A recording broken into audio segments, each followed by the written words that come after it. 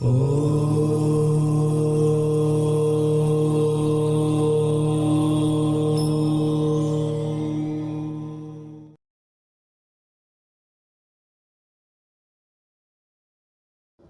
রাম, জয় রাম, জয় রাম। আমাদের ভক্তবৃন্দদেরকে আমি সবসময় বলি, ঠাকুর আশ্রিত যারা, তারা যেন অবশ্যই ঠাকুর নির্দেশিত যে উপদেশামৃত যে তিনি বেদবাণীতে দিয়েছেন, তিনটা কথাই তাদেরকে বলি, বেশি বেশি জোর দিই এবং এটার উপর বেশিক্ষণ সময় আমি আলোচনা করি। একটা হলো যে ঠাকুরের এই তিনটা নির্দেশনার মধ্যে, বিশেষ নির্দেশনার মধ্যে, যে প্রতিদিন তোমরা অবশ্যই বেদবাণী পড়বে। তার যে নির্দেশনাবলী যেখানে রয়েছে, ছোট্ট গ্রন্থ, বুঝো বা না বুঝো, বা ভালো লাগুক বা না লাগুক, ইচ্ছায় অনিচ্ছায় প্রতিদিন বেদবাণী পড়তে ভুলবে না। বেদবাণী যদি পড়তে পারো, জীবনের সমস্ত সমস্যার সমাধান তার দুই চারটি কথার মধ্যেই তুমি পেয়ে যাবে। তিনি এমন অমৃতময় ভাষণ দিয়েছেন, বক্তব্য দিয়েছেন মানুষকে লিখিতভাবে। সেই কালেকশনটাই হচ্ছে যেটা আমাদের ডক্টর ইন্দুভূষণ বন্দ্যোপাধ্যায় তৎকালীন কলকাতা ইউনিভার্সিটির ইতিহাস বিভাগের প্রধান ছিলেন, তিনি এই বেদবাণীটা গ্রথিত করেছেন। সমস্ত ভক্তদের কাছে যে পত্রগুলো, ওই পত্রগুলি সংগ্রহ করে তিনি এটা করেছেন এবং কবিল্লধাম চট্টগ্রাম এটা ছাপিয়েছেন। এবং সেটা পরবর্তীকালে যাদবপুর আশ্রম হওয়ার পর তাদেরকেও দেওয়া হয়েছে। এই পৃথিবীতে এই বইগুলি ছাপানোর অধিকার ঠাকুর শুধু কবিল্লধামকে দিয়েছিল, আর দিয়েছিল যাদবপুর আশ্রম কলকাতাকে। পৃথিবীতে আর কেউ এই বই ছাপাতে পারবে না। আর নাম সম্বন্ধে তিনি বলেছেন, কবিল্লধামের যিনি মহন্ত মহারাজ, তিনি আমার স্বরূপ। তাকে তিনি যা বলবেন, তিনি যা করবেন, তিনি যে নির্দেশনা দেবেন, এটাই আমার নির্দেশনা। আমার স্বরূপ মানে কি? আমি যা তিনি তা। তিনি আমার অস্তিত্বটা আমার মহারাজের মধ্যে তুমি পাবে, যিনি কবিল্লধামের মহন্ত মহারাজ। পৃথিবীতে দ্বিতীয় কোনো মহন্ত মহারাজের অস্তিত্ব তিনি রাখেন নাই, এবং নাম দেওয়ার অধিকারটা তিনি পৃথিবীতে শুধু একজনকে দিয়েছেন। এটা তার হস্তলিখিত পত্রে আছে, এটা তার বেদবাণীতে আছে, এটা বাংলাদেশ অনারেবল সুপ্রিম কোর্টের রায়ে আছে। সেখানে এই রায়ের মধ্যে বলেছেন, as per his instruction, as laid down in his letter containing his divinity's memorable directives. শুধু কবিল্লধাম চট্টগ্রাম নয়, আলিপুর কোর্টে যে কেসটা হয়েছিল সেখানেও সেই রায়েও সেই কথাটা বলা আছে। as per his instruction, as laid down in his letter containing his divinity's memorable directives, except Mahanta Maharaj Kobillodham Chattogram, nobody else can give this holy name of Sri Sri Thakur to his disciples and the devotees.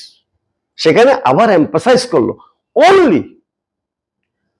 only Mahanta Maharaj Kobillodham Chattogram is entitled to give this holy name of Sri Sri Thakur to his intended disciples and the devotees. এবং এরপরে আবার বললেন, Maharaj Kabilladham is the Maharaj of Jadavpur ashram Kolkata. He is the Mahant Maharaj of Rasasthali Comilla Bangladesh.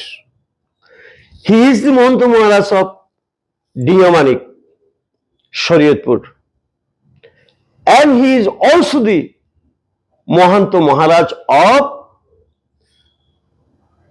সমাধি ashram Noakhali, and all the dhams, mandir, ashrams situated elsewhere or to be established in future should be governed by Maharaj Kobillodham Chattogram, nobody else in this world.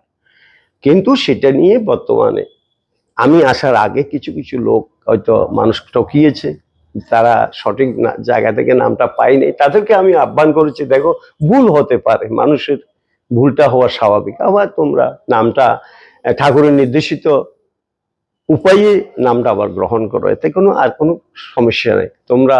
কিন্তু এই যাবৎ তোমরা যে নামটা পেয়েছো, যদি ঠাকুরের নির্দেশনা বহির্ভূত পেয়ে থাকো, তাহলে সেই নামটা তো ঠাকুরের নাম নয়। ঠাকুর বলেছেন এই নাম তো কবিল্লধামী মহারাজ ছাড়া আর কারো কাছে আমি রাখিনি। স্বাভাবিকভাবে আমি আমার কবিল্লধামকেই শ্রেষ্ঠত্ব দিই।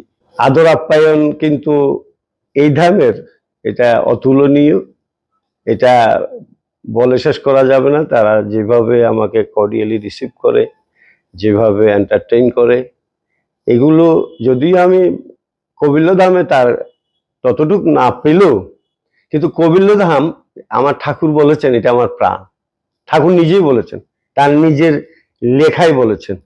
তিনি তার জন্মভূমিকে প্রাণ বলেন নাই, তিনি বলেছেন কবিল্লধাম আমার প্রাণ, আমি চিরকাল কবিল্লধামে থাকবো, চট্টগ্রামে।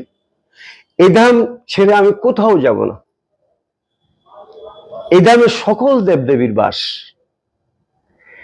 এই ধামে যদি মৃত্যুবরণ করে সে অবশ্যই স্বর্গপ্রাপ্তি হবে, তার এতে কোনো সন্দেহ নাই।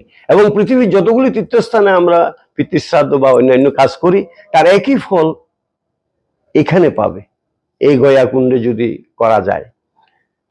দুইটি কুণ্ড, দুই দিকে, একটা কামশ্রী কুণ্ড, একটা কবিল্ল কুণ্ড। এই দুইটির জল তিনি বলেছেন মহাপবিত্র। এবং ঠাকুর নিজেই এই ধাম প্রতিষ্ঠা করেছিলেন, চয়েস করেছিলেন। তার জন্মভূমি থাকা সত্ত্বেও তিনি 1930 সালে এই ধামটি প্রতিষ্ঠা করলেন, কবিল্লধাম চট্টগ্রাম। এখানে তিনি নিজে 3 দিন 3 রাত বাস করলেন। কিন্তু পৃথিবীর এমন একটা ধাম নাই, আশ্রম নাই ঠাকুরের, যেখানে তিনি বাস করেছেন ওই আশ্রম হওয়ার পর। সেটা একমাত্র কবিল্লধাম চট্টগ্রামকে ওদের শ্রেষ্ঠত্ব দেওয়ার জন্যই তিনি তা করেছিলেন। তিনি আর কোনো ধামে যান নাই, থাকেননি। 3 দিন 3 রাত। সর্বদিক দিয়ে তিনি এই ধামকে এতই শ্রেষ্ঠত্বের পর্যায়ে নিয়েছিলেন যা বলার মতো নয়, যেখানে সকল দেবদেবীর বাস বলেছেন। তাই আমার ওইটাই বেশি পছন্দ এবং কমফর্ট ফিল করি বেশি।